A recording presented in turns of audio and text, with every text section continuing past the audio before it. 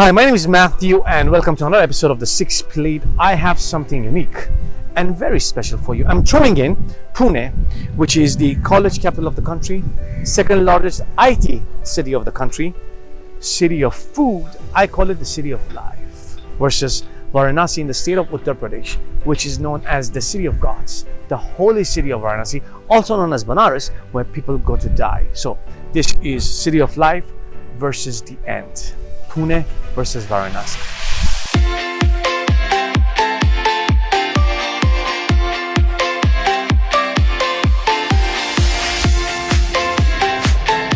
Misal pav is a local delicacy, and this is originated in the state of Maharashtra, right? It is made out of mud beans with a lot of spices. They make a curry out of the spices. There are onions in there, but you can put some more for yourself if you want. Coriander, they serve it with cucumber, a small piece of lime, and also what they call a pav. Look at that.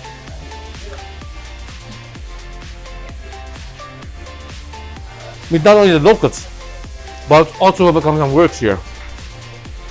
Good stuff. And Santosh, this joint, serves one of the best there is in the city. But I want to show you something else.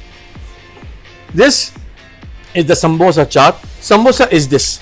The vegetarian sambosa has spicy potato, peas, onions, a lot of masala in there. They crush it, they put the miso gravy that I spoke about, and they make this out of it, right, with onions. This is also really, really nice because it has a very, very, very unique texture. The crunchiness of the onion, the punch, oh wow, this is good. Last but not least, this is what we call the puha. Puha is flat rice. This is eaten as breakfast, evening snack, and it's made very, very well at vegetarian households. Oh man, this is good stuff. And if you want, you can take some of this chaat, pour it on it, right? Gives a bit of a punch. Tastes fantastic.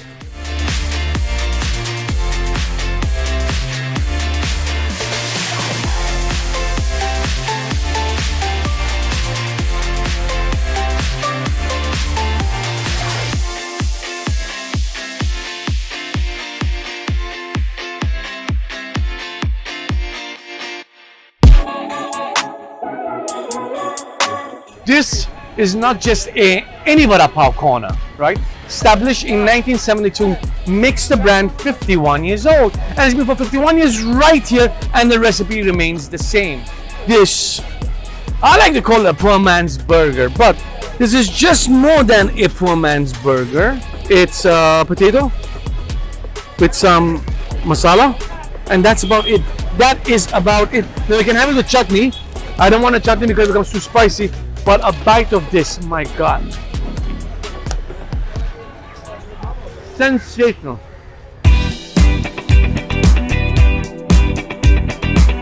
If I'm to talk about one restaurant in Pune that knows what they're doing, have stood the test of time, have built themselves a 5-decade plus legacy, is the Blue Nile.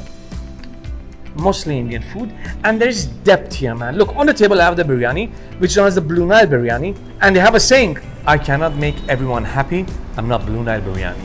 People come to Blue Nile for 3 reasons: the Blue Nile experience, the taste of the food, and customer service, because they are ace in what they do. And when I say these guys know what they are doing, and there is quality, and there is quantity, check this out. This is a bowl of yogurt, right? There's so much fat in it because it's just like pure buffalo milk. Really good stuff. Now, why have I chosen the rotisserie? This is a restaurant, not a fast food restaurant, right? It's a restaurant. And yet, the meat is juicy, tender, and there is taste, man. So good. The mutton seek, unlike some naughty restaurants in Pune, they mix a lot of soya with their mutton, right? It's not like that here. This is 70% mutton, 30% fat, and good stuff. Oh my God. One bite, the balance of the salt, the masala, the spices, insanely good. This is very, very good. This is the chicken tikka masala. Look at the thickness.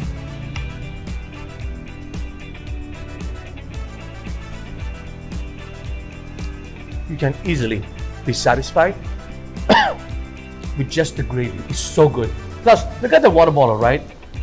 Blue Nile branding. I like this. Now, they've got their legends for their biryani, and this is how it's usually done. I'm gonna take this, press it here, turn it. Okay. Now check this out. I'm gonna take the bowl. You see, the Blue Nile biryani. This makes all the difference. All the difference. Can you see the juices? See how moist it is? That's why the Blue Nile biryani in Pune is the Blue Nile biryani. And you haven't had biryani until you've had it in Blue Nile.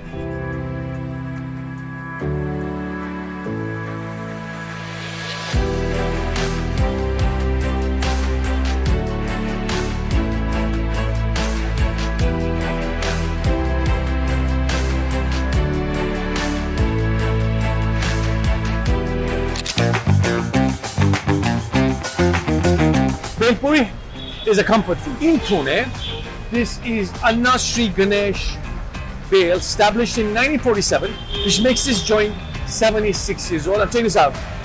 This is their spoon, right? You scoop it up.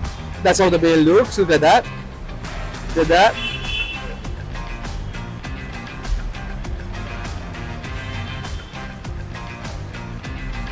One bite. 76 years of legacy. Boom!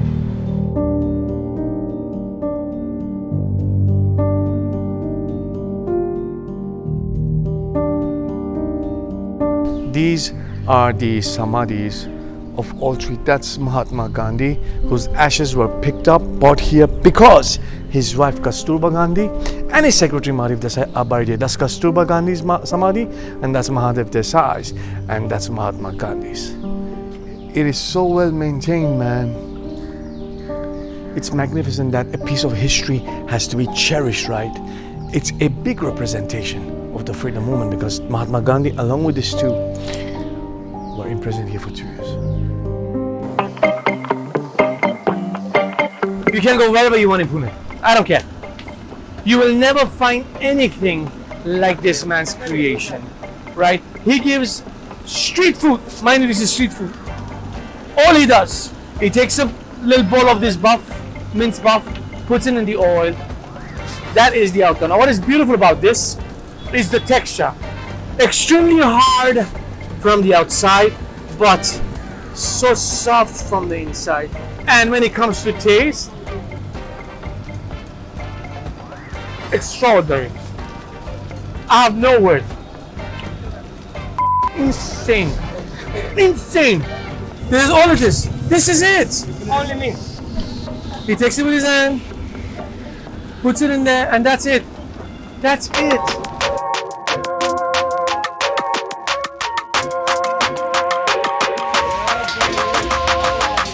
One of the things that you want to have on the streets of Pune is a chicken fried rice. And you want to go to a joint that is run by the Nepalese man because they get it bang on. This is the Chinese chicken fried rice. That's the Szechuan sauce. Everything is made in-house, right? Look at the color of this plate, man. Just look at that. Look at that. Just look at that.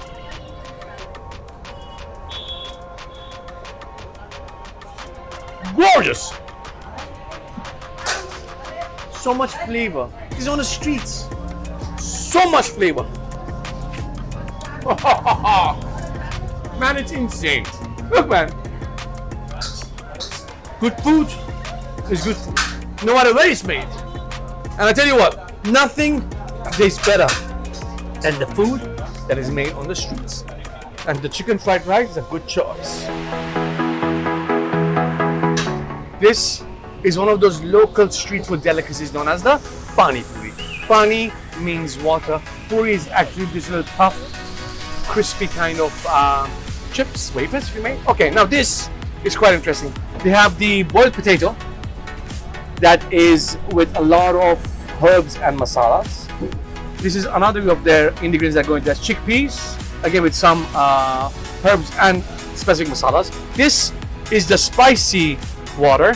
That's the sweet water. So, whenever you come and have pani puri, you tell the guy whether you want it sweet, you want it spicy, or you want it medium. He takes the puri, he cuts it with his finger, puts in the chickpeas,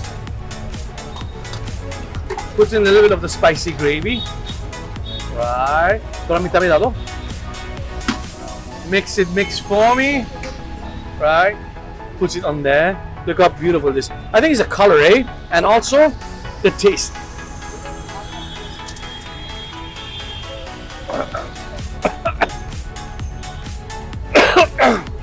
The spice hits you, but it's so good. The taste of the coriander, the sweet, the chickpeas. Wow, really good. I suggest don't have the spicy. Oh my god.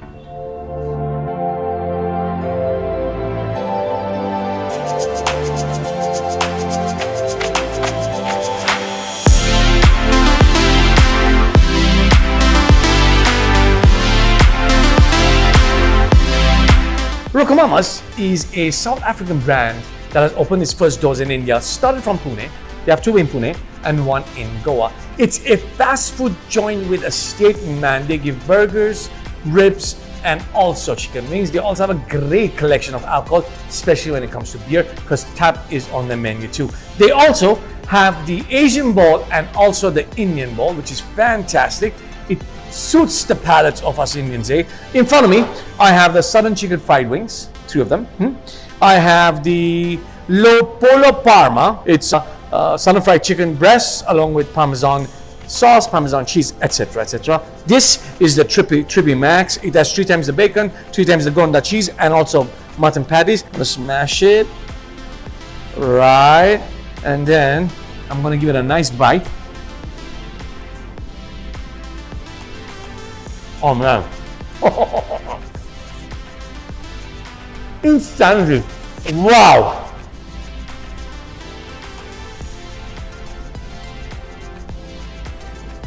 Mutton, cheese, bacon. Fantastic texture, guys. Insane. Okay. This is the prawn, right? So, shrimp gravy, right? Along with chicken fried rice. Along with fried rice, because it's shrimp. I apologize. Dude, burgers is wings great, I'll have a taste, right? But their Asian bowl, insane. Prawn, the shrimps are cooked to perfection. I have no idea how they get the shrimp, but it's just fantastic. Fantastic, guys! This, one of my favorites. Okay. I have 2 cocktails. That's the JD G Shake. It has whipped cream, a little bit of sugar syrup, JD and hot ice, as they call it. This is Bloody Hell, that has whiskey, peach, lime, and also some red wine, right? I'm going to start with this, so just give it a try.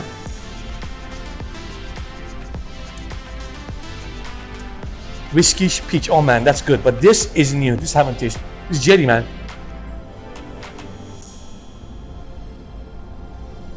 Who thought JD and whipped cream would taste so good?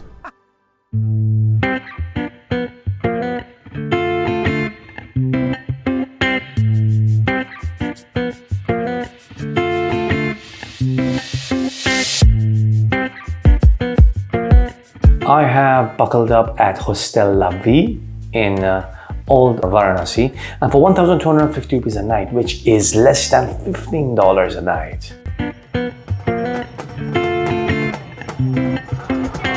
It's 5:30 in the morning. The best way to explore Varanasi is to hire yourself a boat like this, and they take you around and show you all the ghats. But look at the crowd already behind me. This is for the early morning puja, happens often in Varanasi. I am pleased that you've chosen this path.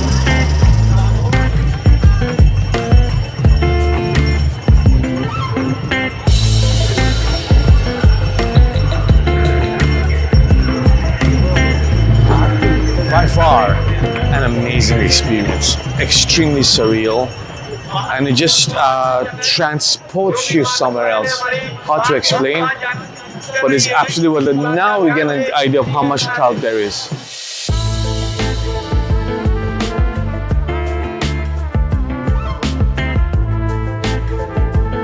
What do you want me to tell you, man? That was sensational.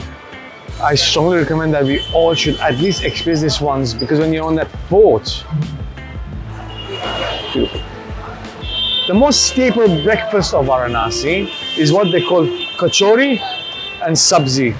This is a gravy that is with spinach, cottage cheese, and potato with a lot of spices. Kachori is the local kind of bread that they make, and this is all washed down with jalebi, which is basically made from, how do I explain it? Gravy of sugar. This represents Varanasi. Oh man.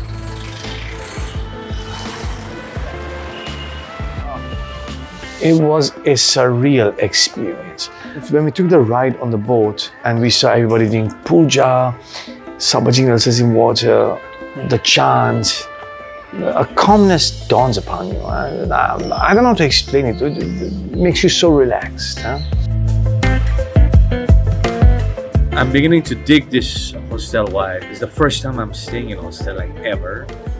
And I really liked it, man. I'm enjoying it. There are like-minded people. There's a lot of people you speak to.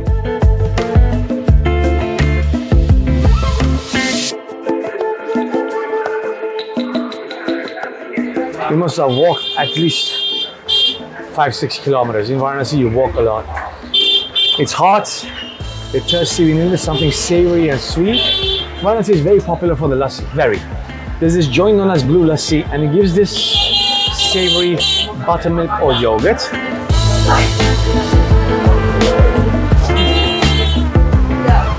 Insane, real good. Also, if you look at the road, you see the road, it's 10 meters. From where I'm sitting right now, dead bodies keep on being ferried. This guy have been seeing it all their life, that's how they handle it. And it's pretty interesting, man. You can put your small photographs and stick it on the wall, you're remembered.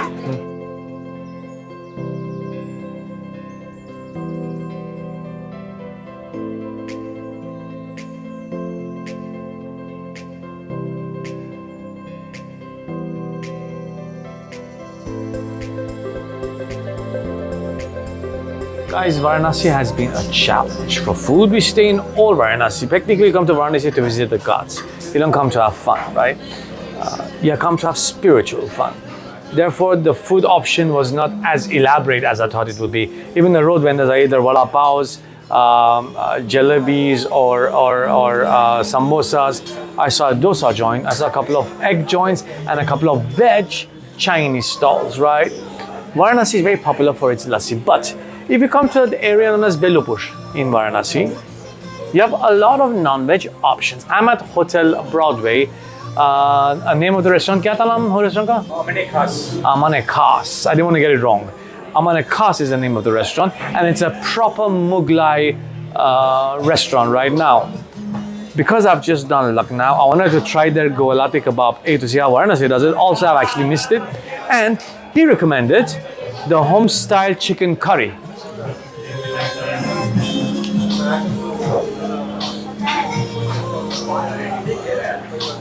Of course, I like the Lucknow ones better, but this is good.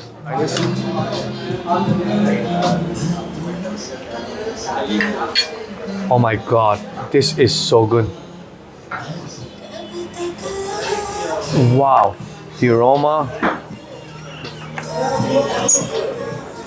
I have now come to this conclusion that a Mughlai restaurant is supposed to be eaten only in the state of Uttar Pradesh and nowhere else. Because this is magnificent. I mean, Varanasi is not as expensive as Lucknow and Nagraj too. Not bad, but the food is damn good. And it's quite rich, flavorful, not very spicy. You get the aroma, you get the taste, and it's full.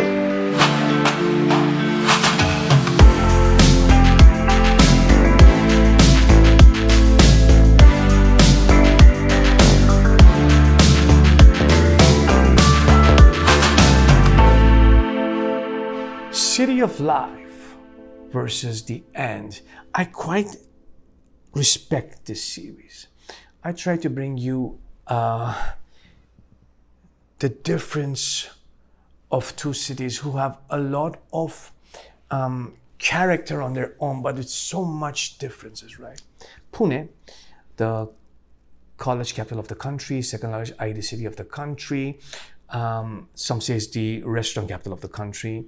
A lot of expats come here to work and to study and live. Phenomenal relationship between the locals, the corporate world, and the educational with their street food vendors and their local vendors.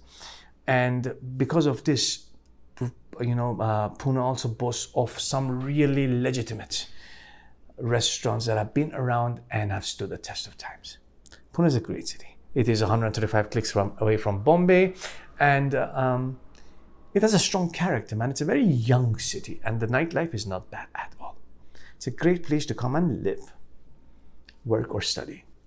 Whereas Varanasi, also known as Banaras, in the state of Uttar Pradesh, is a holy city. I mean, we learned so much in that city. We understood the value of life. We understood the value of spiritualism. We understood what it actually means to believe in something.